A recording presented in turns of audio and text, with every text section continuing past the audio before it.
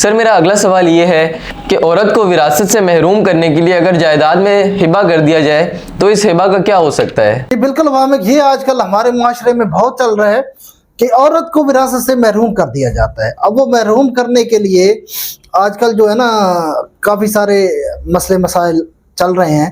اچھا، اس میں ایک تو جو والدین ہیں نا، خاص کر کے والد جو خود کو کہتے ہیں بیٹی مجھے بڑی پیاری ہے، وہ ہی چالاکیوں میں پڑے ہوتے ہیں، چال بازیوں میں پڑے ہوتے ہیں، اور اس طرح کی چال بازیاں جو ہے نا والد زیادہ کرتے ہیں اور اپنی زندگی میں کرتے ہیں۔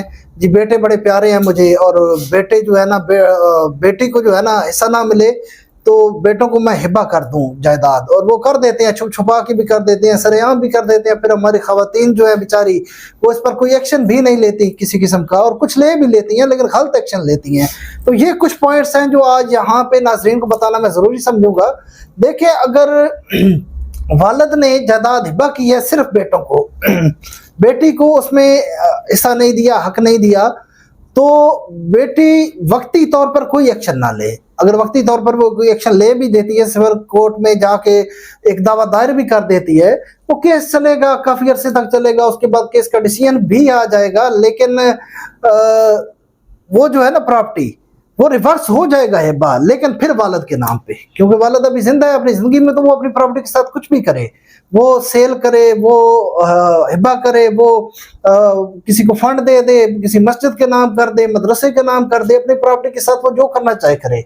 اگر اس نے بیٹوں کو ہبہ کی ہے، آپ نے دعویٰ دائر کیا ہے، ابھی تک والد زندہ ہے، آپ کیس جیت گئی ہیں، تو وہ پراپرٹی آپ کو نہیں ملے گی، یا حصہ بھی ابھی تک نہیں ملے گا۔ والد کے نام پہ پراپرٹی واپس ریورس ہو جائے گی۔ تو اگر والد ایسا کرتا ہے، ہبہ کرتا ہے، تو آپ نے وقتی طور پر کوئی ایکشن نہیں لینا۔ یہ ایکشن بنتا ہی والد کی وفات کے بعد ہے۔ جب والد وفات پائے تو پھر آپ دعویٰ دائر کر سکتی ہیں۔ لیکن یہاں پہ ابھی میں آپ کو ایک کورٹ کی ججمنٹ بھی بتانا چاہوں گا۔ یہ جو ہمارے چیف جسٹس ہیں قاضی فائز عیسیٰ صاحب، انہوں نے ایک ججمنٹ دی ہے SCMR 2021 اور پیج نمبر 179، آپ جا کے دیکھ بھی سکتے ہیں۔ اس میں بھی ایک مطلب یہ ریفرنس بھی میں نے کوٹ کر دیا ہے۔ ایک خاتون تھی، ان کے ساتھ بھی اسی طرح کی سیم زیادتی ہوئی تھی کہ والد صاحب جب اس دنیا سے چلے گئے تو بھتیجے جو ہے انہوں نے کوئی پرچہ نکال لیا، نہیں جی والد صاحب نے آپ کی زندگی میں کہا تھا جی میرا بیٹا کوئی نہیں ہے، تو جب بیٹا نہیں ہے تو میں چاہ رہا ہوں کہ اپنی جائیداد بھتیجوں کے نام کر دوں۔ تو اب یہاں پہ جو بیوہ ہے اور ایک ہی بیٹی تھی وہ محروم ہو گئی۔ جب محروم ہو گئی تو انہوں نے سول کورٹ میں دعویٰ کیا، وہاں سے کیس جیتی، تو پھر ہائی کورٹ میں مخالف پارٹی نے اپیل کر دی، وہاں سے سپریم کورٹ میں چلا گیا۔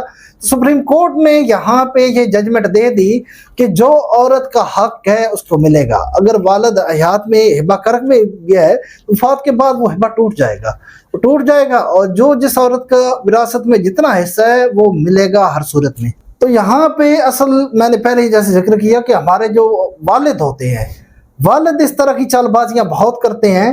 اچھا، مین کا کنسیپٹ کیا ہوتا ہے جی؟ ابھی بیٹی جو ہے نا وہ تو پرائے گھر کی ہے، پرائے گھر میں چلی جائے گی، تو جو اس کو ہم حصہ دیں گے وہ تو کسی دوسرے خاندان میں چلا جائے گا، دوسرے گھر میں چلا جائے گا۔ تو یہاں پہ میں آپ لوگوں کو یہ چیز سمجھانا چاہ رہا ہوں کہ وہ جو حصہ اس عورت کو مل رہا ہے وہ آپ نہیں دے رہے، وہ اللہ کی طرف سے اس کو مقرر کیا ہوا ہے۔ اچھا، کچھ فیملیز یہاں پہ پھر دے بھی دیتی ہیں اور بڑا احسان جتا رہے ہوتے ہیں اور جگہ جگہ بتا رہے ہوتے ہیں جی ہم بڑے وہ ہیں، ہم نے اپنی بہنوں کو جائیداد میں حصہ دیا ہے۔ تو ان سے بندہ پوچھے کہ تم لوگوں نے نہیں دیا، بلکہ اللہ تعالیٰ نے اس جائیداد میں وہ حصہ مقرر کیا تھا۔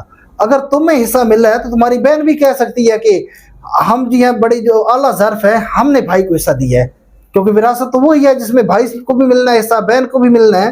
لیکن یہ اچھا، یہ پھر بھی میں ان کو اچھا کہوں گا، چلو دے تو دیتے ہیں کم از کم، لیکن بہت سے لوگ صرف یہ سوچتے ہوئے کہ دوسرے خاندان میں وراثت کا حصہ چلا جائے گا کیونکہ بیٹیاں پرائی ہوتی ہیں، تو زمین میں حصہ نہیں دینا، یہ بہت غلط کرتے ہیں۔ یہ حصہ اللہ تعالیٰ نے مقرر کیا ہے قرآن پاک کے اندر بھی ایک عورت کا، تو یہ آپ دیا کریں۔ اس طرح اس کو اس حق سے آپ اس کا یہ حق چھین نہیں سکتے۔ اور یہاں پہ غلطی ہماری جو ہے نا خواتین کی بھی ہے، یہ رواج بنایا بھی انہوں نے خود ہی ہے۔ اکثر جگہ پہ میں دیکھتا ہوں خود یہ سائن کر کے بیان حلفی پہ دے رہی ہوتی ہیں جی ہمیں اس میں وراثت میں حصہ نہیں چاہیے، یہ بھی غلط کرتی ہیں۔